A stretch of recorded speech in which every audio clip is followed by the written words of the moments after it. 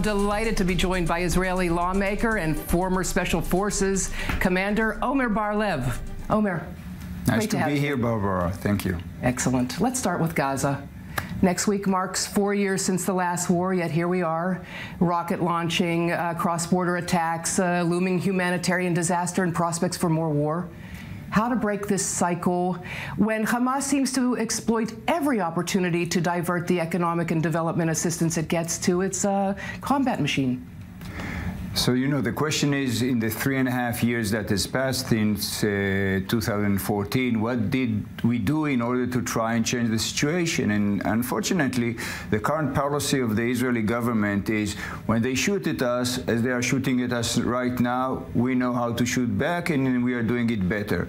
But when it's quiet, the current policy says, Netanyahu's policy says, well, it's quiet, why should we do anything about it?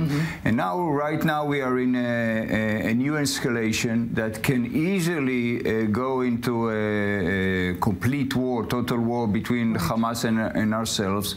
And again, we'll be involved in shooting. Of course, we are much stronger. We'll do it better. The worst enemy is an enemy that has nothing to lose and is desperate. And this is what's going on in Gaza right now. So the best way to try and change it, that the population, the 2 million Palestinians in Gaza, will have something to lose. They will have something to live for. Right now, they don't have nothing to live for. Now, you have been one of the early voices calling for a seaport and an airport in exchange for demilitarization and a long-term ceasefire. And just recently, we're hearing the Prime Minister and the Defense Minister dusting off this old issue, apparently with the support of the Trump team, to have a seaport in Cyprus to service the people of Gaza. So what's more realistic, that Hamas will ever agree to demilitarization or a seaport supervised by Israel some 200 nautical miles away in Cyprus?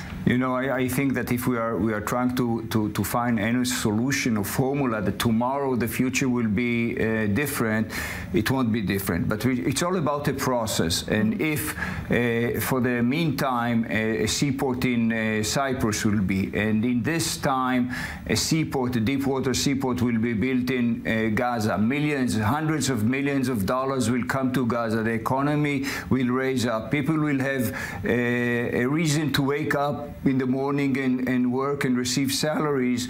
I believe that by the time that such a seaport in Gaza, which will probably be 5-6 years, will be open, they will think twice if they want to continue firing at us, or maybe probably stop firing, stop building the tunnels, and reaching a long-term ceasefire. What is long-term?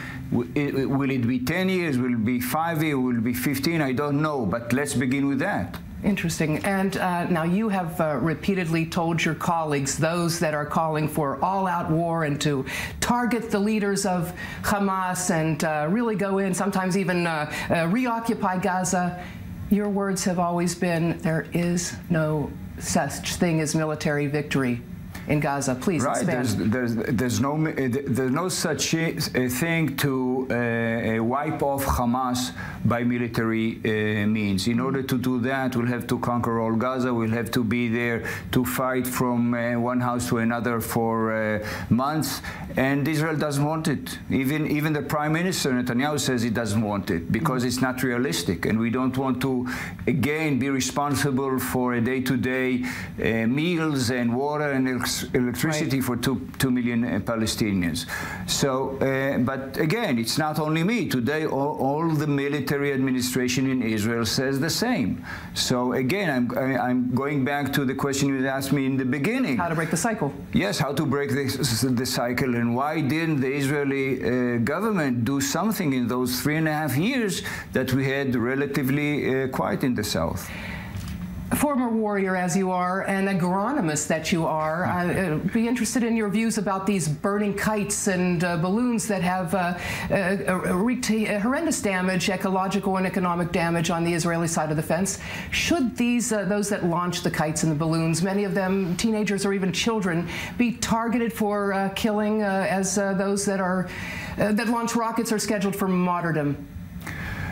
First of all, this is another way that the Hamas, because it's so desperate, every time it tries to find additional ways to break the status quo in order to, from their point of view, to open our eyes and say, well, look, we are desperate, come and help us with something. Now, regarding those kites, I think the current policy, military policy, is not to kill those youngsters or people that are flying these kites, but to deter them and to try to develop ways in order to deal with those kites when they are in the air. Because let's not there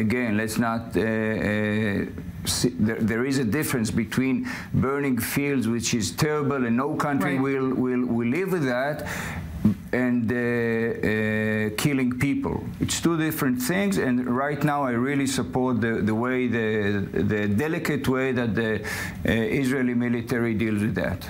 Let's move on to U.S.-Israel relations, strategic cooperation. You just got back from a Foreign Affairs and Defense Committee delegation to Washington. You met with your counterparts on the Hill. Are you sensing any type of erosion in this traditional bipartisan support for Israel, given this such close affinity between the Trump and Netanyahu governments on a spectrum of hot-button issues? Unfortunately, there is a continuous erosion in that. Of course, today the relationships between Israel and the current administration are really very good, and I'm happy that they are very good. But from people that we met supporting the Democratic side in the U.S., they feel that that it became a partisan issue. And as time goes by, we are losing the bipartisan support. And looking ahead, after the next 2 years or maybe 6 additional years that Trump will be in power, there's no question that the wave again in the States will change. And Israel, because the U.S. is Israel's strategic, most important and almost only strategic partner, we have to keep it above internal U.S. politics. Now, you have several proposed legislation, but one that I'd like to talk to is your bill to force the government to complete the West Bank security barrier. And this is something that has really united the right-wing ruling coalition with the Arab parties. Yes, this is one of the peculiar things that happens in Israeli politics. The Arab party in the Knesset, in the end of the day, some of them, maybe not all of them, but some of them want that, the Zionist dream will vanish and we will be one state for two nations. The right in Israel, because of certain internal political issues with certain settlements, do not complete this fence. Although, again, the military administration says in order to secure Israel's citizens, we have to complete the fence all around the West Bank. And finally, procurement. You're calling for greater oversight. The Israeli Air Force took delivery of more F-35 fighters. The submarines and the 4 surface ships from Germany are scheduled. What's the chances of ever having meaningful parliamentary oversight of these big-ticket procurement programs? There is a limited ability of us, the committee, to control and look over those great programs, because what happens that they get to our committee only in the last moment. And in the last moment, the only thing that you can say is, yes, we are a rubber stamp. That's why I presented the bill that at least twice a year the Minister of Defense will have to come to the Security and Foreign Affairs Committee and present those big deals that are under discussions in order that we can give our input in order to support or maybe ask questions about those bills. Omer, we'd love to have you back once your bill makes its way farther down the road in the legislative process. Thank you so much.